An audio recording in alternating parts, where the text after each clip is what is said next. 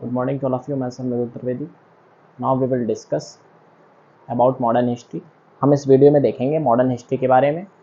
तो हम देखते हैं कि now we will discuss.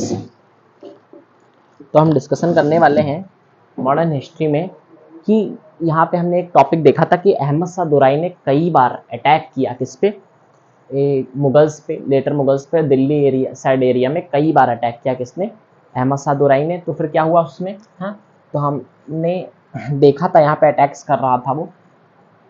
तो अहमद शाह दुराई ये अटैक करता है कहाँ पे, दिल्ली साइड के एरियाज पे.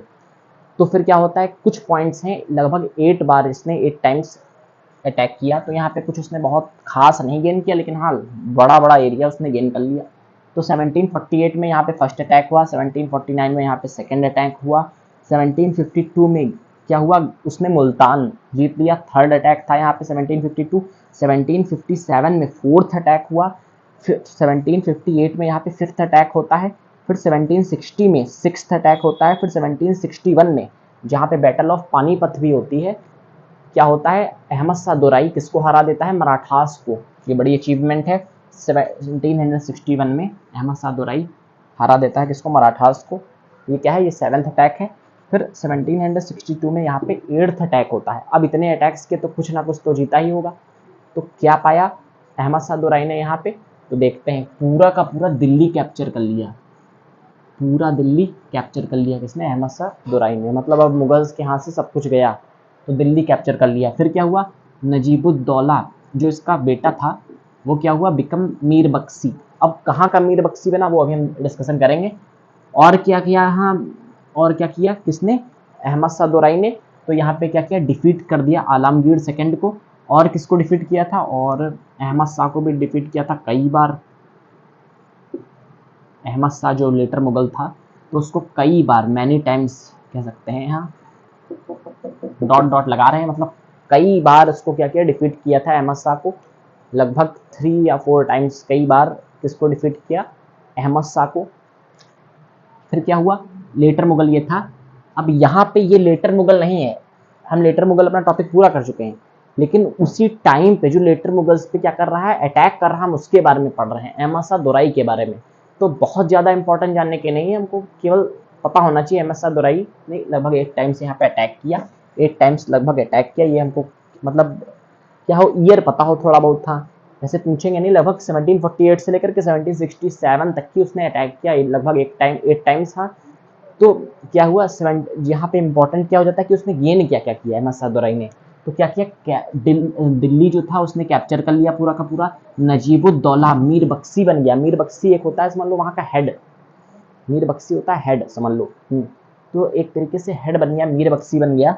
कहाँ का, इसका बेटा नजीबुद्दौला कहाँ का बना, रोहिला किंगडम. रोहिला किंगडम लगभग फरुखाबाद जो एरिया है उसको कहते हैं रोहिला किंगडम.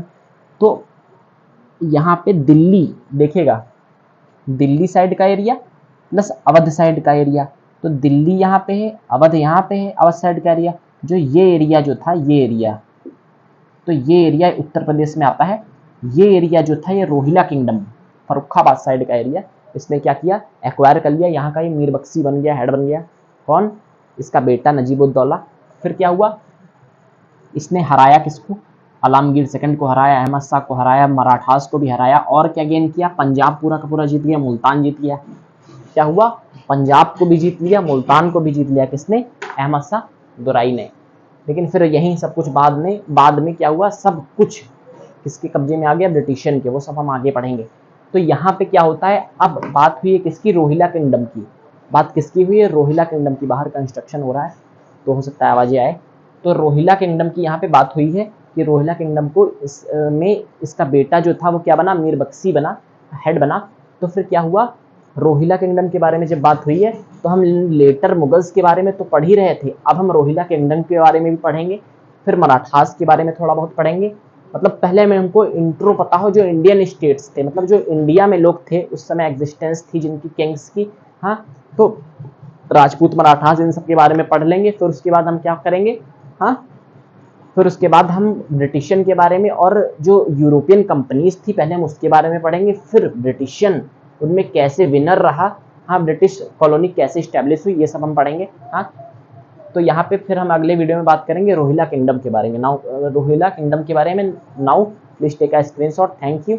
और हमारा जो सिलेबस था वो हमको जरूर याद रखना है, कब से कब तक हमारा सिलेबस है, कहाँ तक की फर्स्ट स्टेज है, फिर सेकंड स्टेज यानी कि लास्ट पड़ाव हमारे सिलेबस का क्या है, वो क्या है।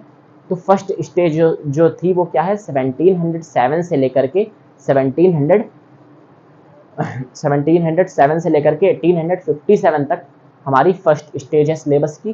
फिर 1857 से लेकर के 1947 तक ये दूसरी स्टेज है। तो यहाँ पे मॉडर्न हिस्ट्री खत्म होगी। Now please take a screenshot, thank you.